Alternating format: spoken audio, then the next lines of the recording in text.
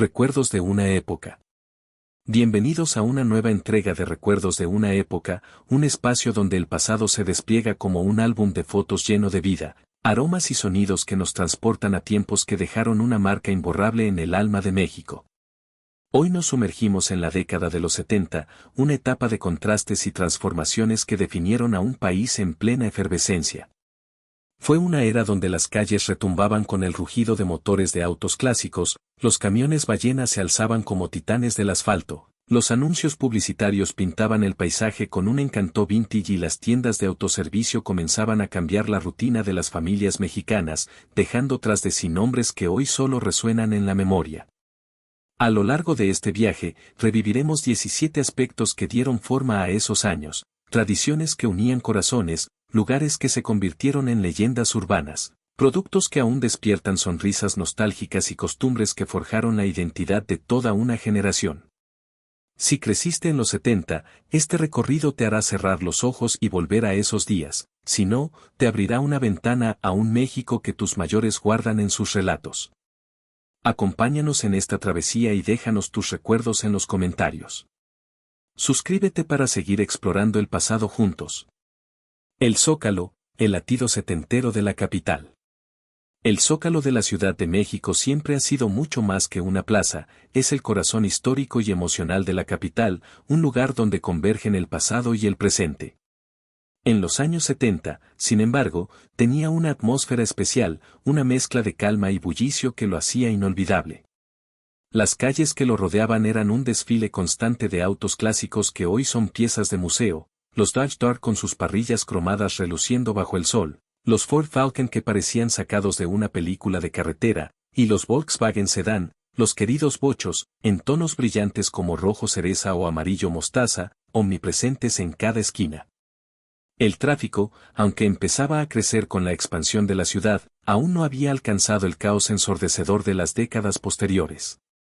Los claxones eran esporádicos, más un saludo entre conductores que una queja constante, y el aire llevaba un aroma mezcla de gasolina, polvo y tortillas recién hechas desde los puestos cercanos. En el centro de la escena, la Catedral Metropolitana se erguía como un coloso de piedra, sus torres barrocas recortadas contra el cielo azul y sus campanas resonando con un eco que parecía viajar a través de los siglos. Alrededor, los transeúntes eran un reflejo vivo de la moda setentera, hombres con pantalones acampanados que rozaban el suelo al caminar, camisas de estampados psicodélicos, flores, líneas onduladas o colores que parecían gritar libertad, y botas de punta fina que crujían sobre el empedrado. Las mujeres no se quedaban atrás, luciendo faldas largas de telas vaporosas, blusas con mangas abombadas y peinados que desafiaban la gravedad, afros perfectamente redondeados, melenas largas al estilo hippie o rizos apretados que brillaban con fijador.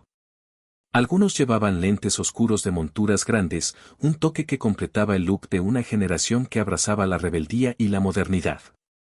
El ambiente se llenaba de sonidos y detalles que hoy parecen de otra vida. Los tranvías, con su traqueteo metálico y sus campanas tintineantes, aún recorrían calles cercanas como Madero o 5 de Mayo, llevando pasajeros apretujados en vagones de madera desgastada. Los voceadores, con sus gorras ladeadas y sus manos llenas de tinta, pregonaban titulares a todo pulmón: extra, extra, se cayó el peso otra vez, o Nixon renuncia en Estados Unidos. Los periódicos como El Universal, Excelsior o La Prensa pasaban de mano en mano, mientras los grandes anuncios publicitarios pintados a mano dominaban las fachadas, un refresco Pascual Boeing con fruta saltando de la botella, un paquete de cigarros Raleigh con un cowboy al estilo western o una promoción de jabón Roma que prometía blancura impecable. El Zócalo era un crisol humano. Oficinistas con sacos de pana y maletines gastados se apresuraban hacia las oficinas del centro, comerciantes ambulantes ofrecían desde tamales oaxaqueños hasta reiletes de papel que giraban con el viento, y turistas, muchos extranjeros con cámaras Kodak colgadas al cuello, se detenían a capturar la bandera tricolor ondeando en el asta monumental o el Palacio Nacional con sus muros rojizos. Los fines de semana, la plaza se transformaba en un escenario de manifestaciones estudiantiles, vendedores de globos y familias paseando con niños que corrían detrás de palomas. Aunque el Zócalo ha cambiado con los años, Más autos, menos tranvías, un ritmo más frenético, para quienes lo vivieron en los 70 sigue siendo un recuerdo vivo de una Ciudad de México más pausada, más cercana, un lugar donde el tiempo parecía detenerse entre el bullicio y la historia.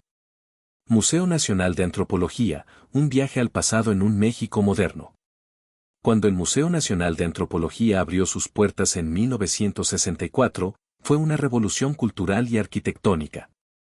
Para los años 70, aún conservaba ese aire de novedad que lo convertía en un ícono del México contemporáneo, un lugar donde el pasado prehispánico se encontraba con el orgullo de una nación que miraba hacia adelante.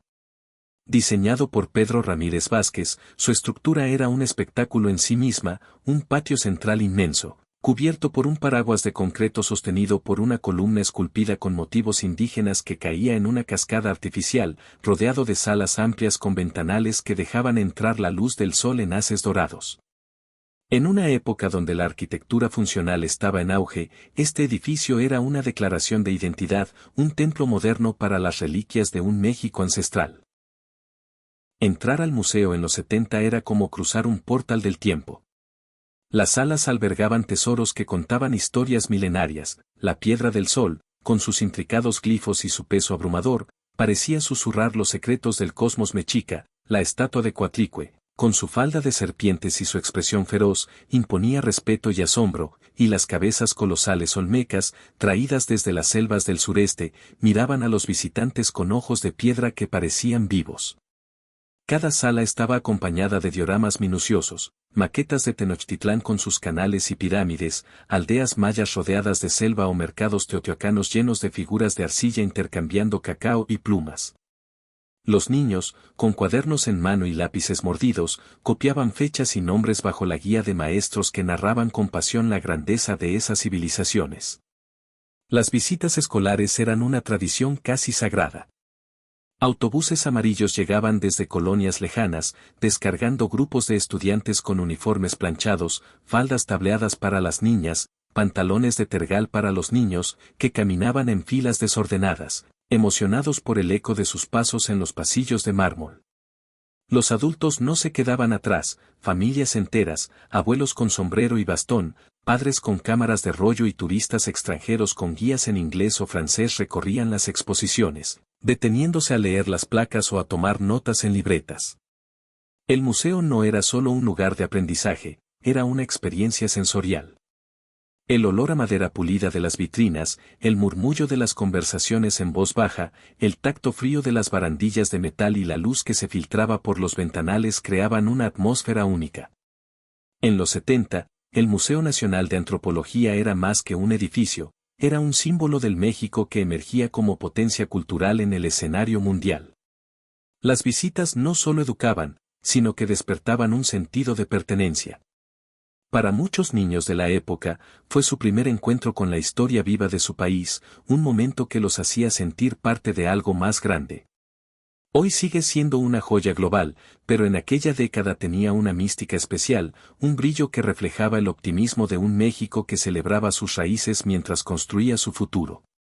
Si lo visitaste entonces, seguro recuerdas el asombro al ver el monolito de Tlaloc en la entrada o el eco de tus pasos bajo el paraguas central.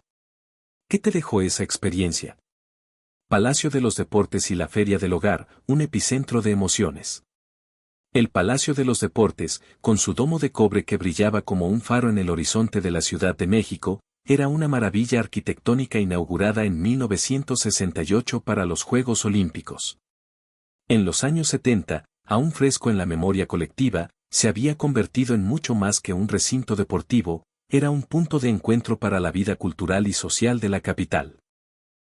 Su diseño, obra de Félix Candela, con su estructura curva y su techo que parecía flotar sobre columnas esbeltas, era un testimonio del ingenio mexicano, y su ubicación en la zona de Iztacalco lo hacía accesible para miles de personas que llegaban en camiones, autos o a pie. Aunque albergaba partidos de basquetbol y peleas de boxeo que llenaban las gradas de gritos y aplausos, uno de sus eventos más queridos en los 70 era la Feria del Hogar. Esta celebración anual transformaba el recinto en un mercado gigantesco, una explosión de colores, sonidos y olores que atraía a familias enteras. Los expositores, cientos de ellos, montaban stands que ofrecían de todo, muebles de madera con diseños futuristas, mesas con patas cromadas o sillones de vinil en tonos naranja y marrón, electrodomésticos que eran el sueño de cualquier ama de casa, como licuadoras o televisores en ítem blanco y negro con antenas de conejo, y ropa que seguía las tendencias de la época, chamarras de mezclilla, vestidos con estampados de flores y botas altas de charol. Los niños correteaban entre los pasillos, hipnotizados por los juguetes, carritos de metal, muñecas de ojos móviles o pistolas de fulminantes que llenaban el aire con olor a pólvora.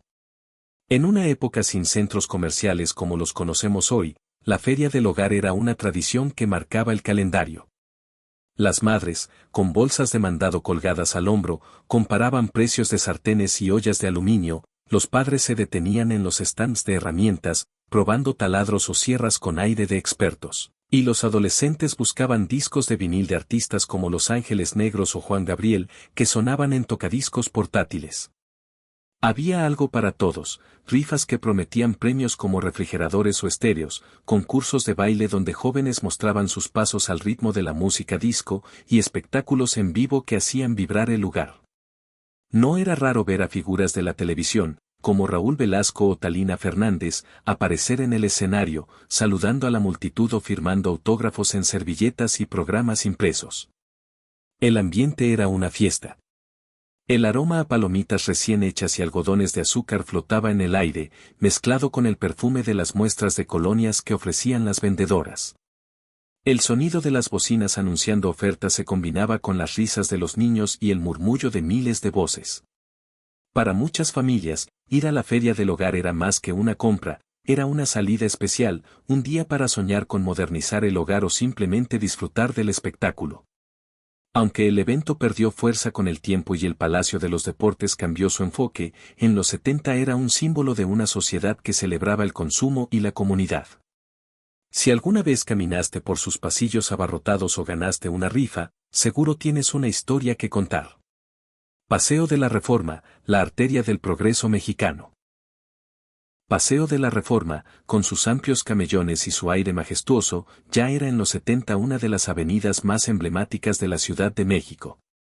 Diseñada en el siglo XIX por órdenes de Maximiliano, en esta década se había transformado en un escaparate del crecimiento económico y la modernización del país. Sus aceras estaban flanqueadas por árboles jóvenes, jacarandas y fresnos que apenas empezaban a dar sombra, y edificios que reflejaban el espíritu de la época, estructuras de concreto y vidrio que subían al cielo, oficinas de empresas nacionales e internacionales, y bancos que apostaban por el futuro financiero de México. Uno de los edificios más recordados era el de Bonos del Ahorro Nacional, una mole de líneas rectas y tonos grises que se alzaba como un monumento al ahorro. Promovido por el gobierno, este programa buscaba incentivar a los ciudadanos a guardar dinero para tiempos inciertos, y su sede en Reforma era un símbolo de estabilidad. Los anuncios en radio y televisión mostraban familias felices comprando bonos, y el edificio, con su fachada sobria pero imponente, se convirtió en un punto de referencia para quienes paseaban por la zona. Aunque desapareció con los años, sigue vivo en las memorias de quienes lo vieron como un faro de progreso. Otro hito era el edificio de recursos hidráulicos, una construcción que encarnaba los esfuerzos del país por dominar sus recursos naturales. En una época de grandes proyectos, presas como la Nezahualcóyotl o sistemas de riego en el norte, este edificio era un recordatorio de la ambición de modernizar la infraestructura. Sus ventanales amplios y su diseño funcional lo hacían destacar entre las construcciones vecinas, y aunque ha sido modificado con el tiempo, en los 70 era un orgullo arquitectónico. Caminar por Reforma entonces era una experiencia distinta, el aire era más fresco, gracias a menos autos y más áreas verdes, los peatones podían cruzar sin el frenesí de hoy, y el sonido de las fuentes, como la de la Diana Cazadora, añadía una nota de serenidad. La avenida era un reflejo de una ciudad en transición. Por un lado, los vendedores de flores y elotes asados en carritos humeantes mantenían viva la tradición, por otro, las oficinas con letreros luminosos y los autos de lujo que pasaban rumbo a Polanco hablaban de un México que se abría al mundo. Era común ver a ejecutivos con trajes de 3 piezas fumando en las esquinas, estudiantes con mochilas gastadas rumbo a la universidad y familias paseando los domingos, deteniéndose a admirar los monumentos. Paseo de la Reforma en los 70 no solo era una calle, era un escenario donde el pasado colonial, el presente vibrante y el futuro prometedor se entrelazaban en cada paso. Camiones ballena, los titanes del transporte público.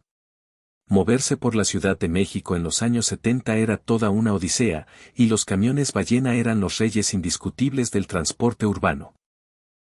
Estos gigantes rodantes, apodados así por su tamaño descomunal y la insignia metálica de una ballena que adornaba sus costados, comenzaron a circular a principios de la década como respuesta al crecimiento explosivo de la capital.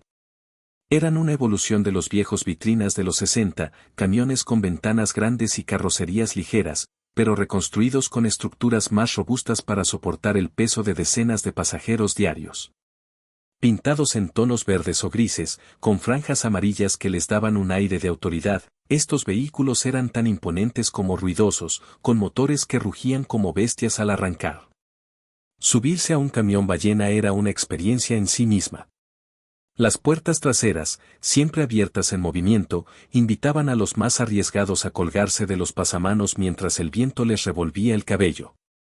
Adentro, los asientos de madera barnizada o metal frío estaban dispuestos en filas apretadas, diseñados para maximizar el espacio, pero en horas pico eso no importaba, los pasajeros se amontonaban de pie, hombro con hombro, balanceándose con cada frenada. El conductor, sentado tras un volante enorme, manejaba con una mezcla de destreza y resignación, mientras el cobrador, con un cinturón lleno de monedas tintineantes, gritaba destinos como Tacuba, Tacubaya, Constituyentes, o pedía, avancen al fondo, señores. El interior olía a una mezcla de sudor, gasolina y el perfume barato de algún pasajero optimista. Estos camiones eran parte del paisaje urbano. Sus siluetas se recortaban contra el cielo al cruzar avenidas como Insurgentes o Eje Central, y su sonido, un ronquido grave seguido de un chirrido al detenerse, era la banda sonora de la ciudad. Sin embargo, su reinado fue breve. Su diseño poco práctico, con carrocerías pesadas que se desgastaban rápido y suspensiones que sufrían en las calles llenas de baches, los llevó a ser reemplazados a finales de los 70 y principios de los 80 por modelos más modernos. Para quienes los usaron, sin embargo, los camiones ballena son más que un recuerdo, son un símbolo de una Ciudad de México en expansión, una época donde el transporte público era rudo, caótico y, a su manera, entrañable. ¿Alguna vez te subiste a uno en plena hora pico? Seguro tienes una historia que contar.